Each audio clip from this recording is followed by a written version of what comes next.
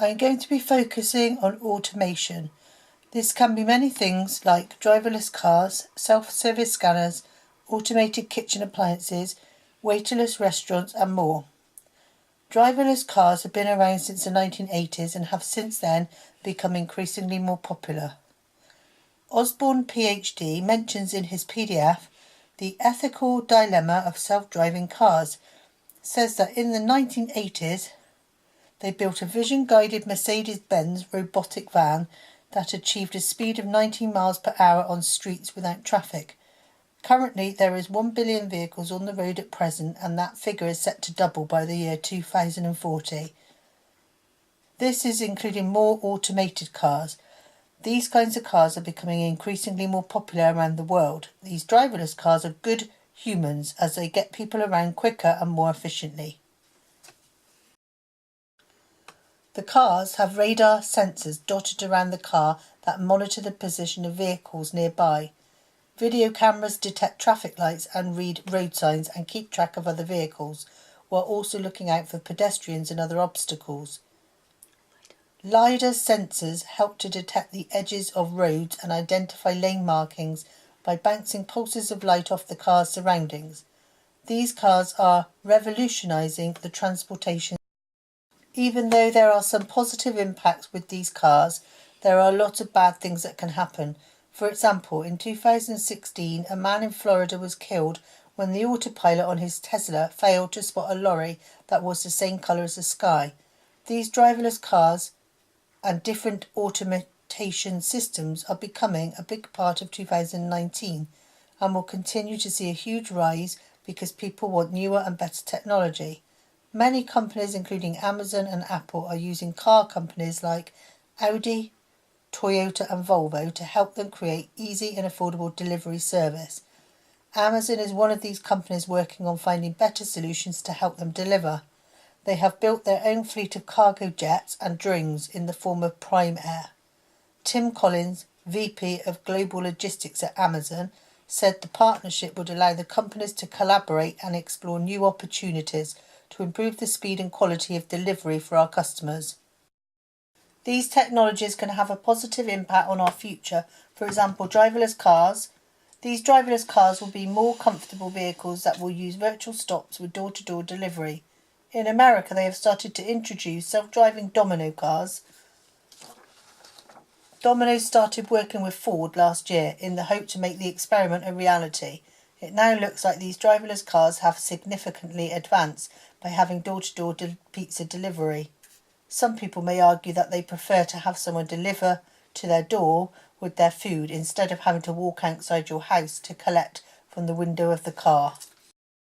Lots of big companies like Uber have started using self-driving cars as a form of easy transportation. These cars can have a positive impact as they can help improve loneliness within people and can hypothetically help reduce the number of crashes because the computer would compensate when human error occurs. For safety, this seems like a good idea, but broadly this is taking away the creative process elements of human work. Non-automated cars have killed over 1.3 million people annually on the roads all around the world, with several million seriously injured. Most of these accidents, over 90%, are caused by human error. According to the US National Highway Traffic Safety Administration, alcohol abuse, speeding and driver distraction are the cause of the vast majority of these accidents. By having these driverless cars, they have made a significant improvement to our road safety. A study has estimated that driverless cars will save over 1 million lives each year. These cars can reduce these incidents, especially with drink driving, as NTC study believes that ultimately a drunk person in a driverless car is similar to them being in a taxi, as the person isn't in control of the car when in the automated vehicle. It won't make a difference if they are under the influence of alcohol when in the taxi, as they are not driving. This will eventually take the strain off healthcare services as they are not being called out to so many drunken behaviour incidents. When building these types of cars, they hopefully will be cheaper and more environmentally friendly. One theorist called Larry Lessig says that these talking machines are going to ruin the artistic development of music in this country. This quote shows that these automation systems are taking the human elements away within our industry. I think that in some jobs human work is better than having a computer, as you are losing the artistic element to it, just like the music industry, where the artist makes the music and it wouldn't be the same with a computer doing it all for you. Larry could also be saying that these driverless cars are taking away jobs away from taxi drivers, HGV drivers, delivery drivers. By taking away these jobs, people could become jobless and then homeless because they have no money. One company like Honda in Swindon is due to close in 2022 due to the fact that there has been a following of unprecedented changes in the car industry, namely the overtaking interest in electric vehicles. More and more people are turning to eco-friendly cars as they are more efficient to run and better for the environment. This then causes big companies like Honda to close and over 3,500 jobs are lost. This will then also have an impact on smaller companies that run alongside Honda, causing people to lose their jobs as well. Most car manufacturers are starting to use robots as they help by reducing production time on your assembly line. Stephen Hawking mentions that the development of full artificial intelligence could spell the end of the human race. You don't need an English theoretical physicist, author, and a professor to tell you that AI will end human race, as you can see from the Honda case study that this is already happening. Machines will continue to outsmart humans as they can run all night long, be cheap to run and work more efficiently. We can tell this is true because machines are expected to perform about 42% of all current tasks in the workplace by 2022, compared to only 29% now, according to firms surveyed by WEF. There have been many fatalities since these self-driving cars have been around.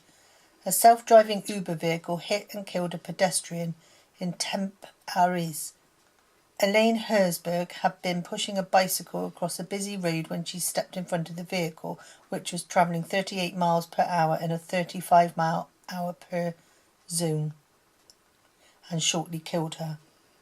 As these cars have killed at least 4 people in the space of a couple of years, they have started to introduce some laws to protect people further from being killed. In the UK, a hands-free car will be allowed to go on the motorway and will be allowed only to travel at a maximum speed of 81 miles per hour.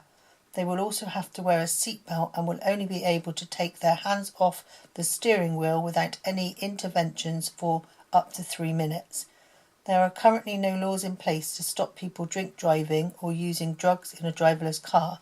However, Bryant Walker-Smith, an assistant professor of law, says that in the long term you will be able to do everything in a self-driving car that you could do as a passenger in a car today. I believe that there will be some laws in place to stop people using these cars when under the influence of alcohol or drugs, but will not be as strict as the laws around today. For example, the NTC does acknowledge a risk that could involve a person under the influence of drink or drugs choosing to take over the car. If that occurred, the body suggests that drink and drug driving offences would apply, but ultimately, a drunk person in a driverless car is similar to them being in a taxi. The NTC concludes, as you can see, people have already died from these cars. There will always be consequences building new things as there hasn't been much testing and research into the products they are making. Stephen Hawking thinks that there will be consequences of creating something that can match or surpass humans.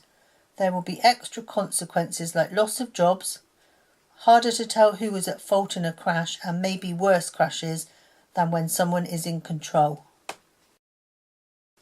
I have been in contact with a few companies to potentially know more about the route into employment in automation, but a lot of them haven't got back to me, so I used my own initiative and went and researched about what skills and qualifications I would need. I did contact a company called Lyft, but they sadly didn't respond, so I looked on their job page and found a careers page which talks about everything I had asked in my email. They create the best ride for all.